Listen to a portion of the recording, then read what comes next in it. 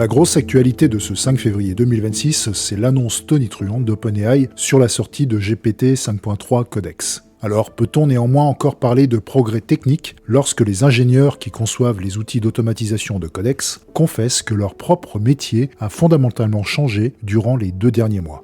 Que signifie exactement cette formulation tout en retenue, presque euphémisée, qui circule actuellement dans les couloirs d'OpenAI à San Francisco?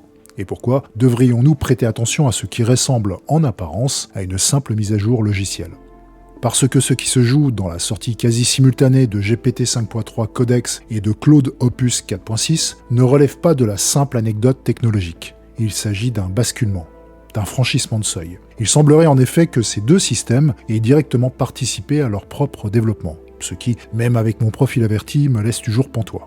Si les créateurs eux-mêmes ne maîtrisent plus totalement ce qu'ils ont engendré, si leur pratique professionnelle quotidienne s'est vue radicalement transformée avant même qu'ils ne puissent théoriser ce changement, alors il serait légitime de nous demander qui parmi nous ne pourrait pas être encore impacté par toutes ces évolutions. Bonjour et bienvenue dans ce nouvel opus consacré au questionnement que pose la sortie de GPT 5.3 Codex et à son impact sur les poncifs professionnels tels que nous les connaissons, ou plus précisément à la commoditisation accélérée des tâches intellectuelles et à l'émergence de l'agent autonome comme concurrent cognitif universel. Lorsqu'OpenAI annonce que GPT 5.3 Codex établit des records stupéfiants sur des benchmarks dédiés à des agents d'ingénierie logicielle IA, nous sommes invités à regarder dans la mauvaise direction. On nous montre des chiffres, des pourcentages, des courbes ascendantes, on nous parle de performance, d'optimisation, d'efficacité, mais ce vocabulaire, celui de l'amélioration continue, masque une réalité bien plus inquiétante. En effet, nous ne sommes plus dans un régime d'amélioration, nous sommes dans un régime de substitution. Prenons un instant pour saisir ce que signifie concrètement cette annonce. GPT 5.3 Codex ne se contente plus de générer du code, il couvre l'intégralité du cycle logiciel, c'est-à-dire le débugage, le déploiement, le monitoring, la documentation, les tests, les métriques. Tout ce qui hier encore constituait le périmètre d'une équipe technique complète. À cela, OpenAI ajoute, non sans fierté, il peut construire tout ce que vous voulez, y compris des présentations et des feuilles de calcul. En d'autres termes, il n'est plus nécessaire de savoir programmer pour tirer profit de l'outil. Au demeurant, cette annonce devrait sonner comme un avertissement, car ce qui est présenté comme une démocratisation, c'est de ne plus avoir besoin de compétences techniques, est en réalité l'annonce d'une dévaluation massive du capital humain acquis. Si vous n'avez plus besoin de savoir, alors ceux qui détenaient jusqu'alors ce savoir ne valent désormais plus grand-chose. Jadis, nous avons assisté à ce phénomène dans l'industrie manufacturière, et nous pensions, non sans une certaine distance condescendante, que cela était exclusivement le destin des métiers manuels. Ironie du sort, ce sont aujourd'hui les métiers de la connaissance qui entrent dans la zone de turbulence. Pourtant, ce qui m'interroge le plus dans la communication d'OpenAI, c'est que des versions précoces de GPT 5.3 Codex ont été utilisées pour débugger leur propre entraînement, gérer leur déploiement et analyser leurs résultats de test. Quand l'IA participe directement à son propre développement, eh bien, ce n'est pas rien. Ce n'est pas une fonctionnalité parmi d'autres, c'est un changement de nature. Nous passons d'un système hétéronome, c'est-à-dire qui dépend entièrement de l'intervention humaine pour progresser, à un système partiellement autonome, capable d'itérer sur lui-même. En algorithmie, nous appelons cela une boucle récursive. Et l'histoire des systèmes complexes nous enseigne que lorsque la récursivité s'installe, les dynamiques s'accélèrent de manière non linéaire. Ce qui prenait des années prend alors des mois, ce qui prenait des mois prend soudain des semaines. Les ingénieurs d'OpenAI ne disent finalement rien d'autre lorsqu'ils confessent que leur métier a fondamentalement changé en 2 mois. Mais que s'est-il passé exactement? Eh bien, ils ne codent plus, ni ne résolvent plus les problèmes de la même manière. Une part croissante de leur travail consiste désormais à superviser, à valider, à orchestrer, mais non plus à produire directement. Ils sont passés en quelques semaines du statut de créateur à celui de curateur. Et si cela arrive aux ingénieurs, ceux-là même qui conçoivent ces systèmes, alors posons-nous la question frontalement. Quel métier intellectuel peut raisonnablement prétendre à ne pas être prochainement substituable par une IA ? Le designer qui passe ses journées à décliner des maquettes, le chef de produit qui rédige des spécifications fonctionnelles, le data scientist qui nettoie des jeux de données et produit des dashboards, OpenAI ne s'y trompe pas, le communiqué cible explicitement les professions techniques où le code n'est qu'une partie du travail. C'est-à-dire là où subsiste encore de la coordination, de la planification et de la mise en forme. En somme, toutes ces tâches intermédiaires que nous pensions protéger par leur complexité relative. Je vous propose de faire un pas de côté, d'accepter un instant de regarder avec un œil sec ce qui se profile. Non pas avec catastrophisme, mais plutôt avec lucidité. Nous avons construit nos carrières, nos formations, nos aspirations professionnelles sur un postulat implicite, celui de la maîtrise d'un domaine de compétences qui garantirait l'employabilité. Plus vous saviez faire quelque chose de rare et de complexe, plus vous étiez en sécurité. Mais actuellement, ce postulat ne tient plus. Car ce que nous apprend la sortie simultanée de GPT 5.3 Codex et de Claude Opus 4.6, deux systèmes qui, je le rappelle, ont participé à leur propre développement, c'est que la rareté n'est plus un rempart. La complexité non plus d'ailleurs. Prenons un exemple concret. Un chef de produit senior, aujourd'hui, consacre une part importante de son travail à rédiger des cahiers des charges, à structurer des roadmaps, à produire des analyses de marché, à créer des supports de présentation pour aligner les parties prenantes. Ces tâches requièrent de l'intelligence. Elles ne sont pas triviales, mais demandons-nous honnêtement, sont-elles radicalement différentes de ce que Codex ou Opus peuvent désormais accomplir ? Eh bien, fondamentalement, non.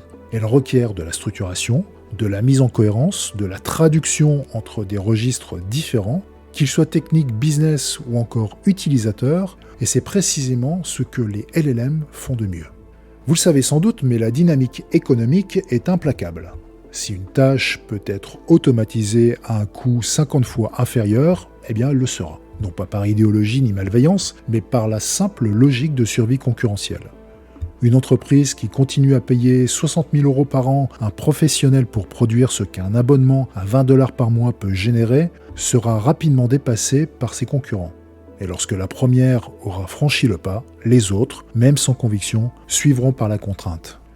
Nous vivons actuellement en temps réel à ce que l'économiste Joseph Schumpeter appelait la destruction créatrice. À la différence près que cette fois, ce ne sont pas des industries entières qui basculent sur plusieurs décennies, ce sont des fonctions, des métiers, des pans entiers de l'activité intellectuelle qui se reconfigurent en quelques mois. Alors que faire ? Faut-il résister ? Faut-il s'adapter ?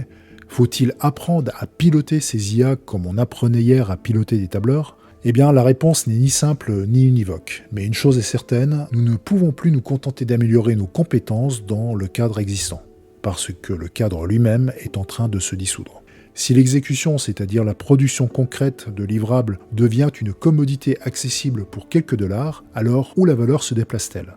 Eh bien, vers ce que les machines ne savent pas encore faire, ou plutôt vers ce qu'elles ne pourront pas faire sans perdre ce qui fait significativement la spécificité humaine. La capacité à poser de bonnes questions, à identifier ce qui mérite d'être résolu, à arbitrer entre des options imparfaites, à porter un regard critique sur ce que produit l'IA, mais surtout à maintenir une vision d'ensemble là où l'algorithme optimise localement. Mais soyons honnêtes, ces compétences ne s'apprennent pas en suivant un MOOC de 3 semaines. Elles se construisent dans la durée, par l'expérience, par l'échec et par la confrontation répétée de la complexité du réel. Et c'est précisément là où nous pouvons tomber dans un piège. Car si nous déléguons trop tôt, si nous confions à l'IA l'intégralité de l'exécution avant même d'avoir développé cette acuité critique, alors nous formons une génération de professionnels qui savent demander à une machine, mais qui ne savent plus juger de la qualité de ce qu'elle produit. Nous risquons de devenir des superviseurs incompétents, des validateurs sans grille de lecture, des orchestrateurs qui ont oublié comment jouer de l'instrument. Et c'est un grand risque que court notamment la jeune génération qui se lance par opportunisme dans le business de l'IA. Je ne crois pas qu'il faille diaboliser GPT 5.3 Codex ou Claude Opus 4.6. Pas plus qu'il ne fallait diaboliser le métier à tisser ou l'ordinateur personnel. Ce sont des outils. Ils répondent à une logique technique et économique qui nous dépasse individuellement. Mais ce que nous devons refuser, c'est l'inconscience. Cette forme d'aveuglement volontaire qui consiste à croire que ça n'arrivera pas à mon métier, et que je suis protégé par la complexité de ce que je fais, que les machines ne pourront jamais remplacer l'intuition humaine, etc., etc. Les ingénieurs d'OpenAI pensaient cela aussi. 2 mois leur ont suffi pour comprendre qu'ils avaient tort. Alors, que reste-t-il à faire ? Déjà, regardez les choses en face. Comprendre précisément quelles parts de notre travail sont automatisables et lesquelles ne le sont pas. Pas pour nous résigner, mais surtout pour réorienter notre énergie. Ensuite, c'est d'investir dans ce qui ne se commoditise pas. Le jugement, la vision, la capacité à relier des domaines que l'IA traite encore en silo. La responsabilité aussi, car une machine ne porte jamais la responsabilité de ses décisions. Et enfin, d'accepter que notre rapport au travail doit changer. Nous ne serons plus payés pour exécuter, nous serons payés pour penser, pour arbitrer, pour porter une intention que la machine ne peut incarner. Mais surtout, nous devons de toute urgence repenser la valeur de ce que nous apportons. C'est inconfortable, c'est déstabilisant, mais c'est aussi peut-être une opportunité de nous réconcilier avec ce qui fait la singularité de l'intelligence humaine. Non pas sa capacité à calculer vite, mais sa capacité à donner du sens. Si vous souhaitez explorer concrètement comment repositionner votre activité dans ce monde en mutation, comment identifier les zones de création de valeurs non automatisables dans votre métier, ou comment structurer une architecture produit qui intègre l'IA sans dissoudre l'humain, je vous invite à prendre un moment pour échanger. Non pas pour vous vendre une solution clé en main, mais pour penser ensemble ce qui mérite d'être préservé et ce qui peut ou doit être délégué. Vous avez identifié en écoutant cette analyse que certaines tâches dans votre organisation ressemblent étrangement à ce que GPT 5.3 ou Claude Opus peuvent désormais accomplir. Peut-être même savez-vous lesquelles.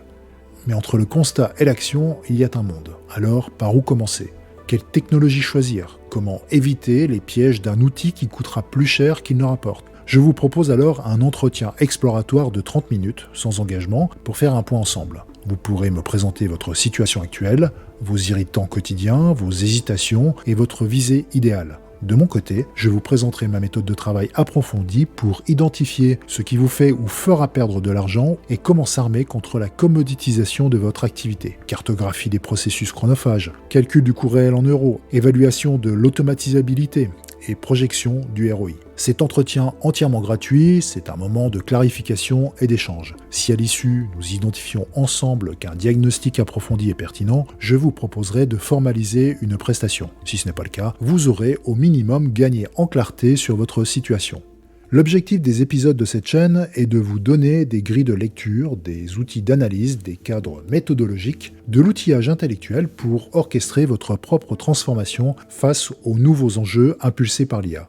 De l'exécutant à l'orchestrateur, de la vulnérabilité structurelle à la résilience stratégique, ma certitude, forgée par 25 ans d'immersion dans ces systèmes, est que cette bascule s'opère actuellement et n'attend pas votre consentement. Elle obéit à une dynamique que nous pouvons documenter, prévoir et au sein de laquelle nous pouvons déterminer notre trajectoire.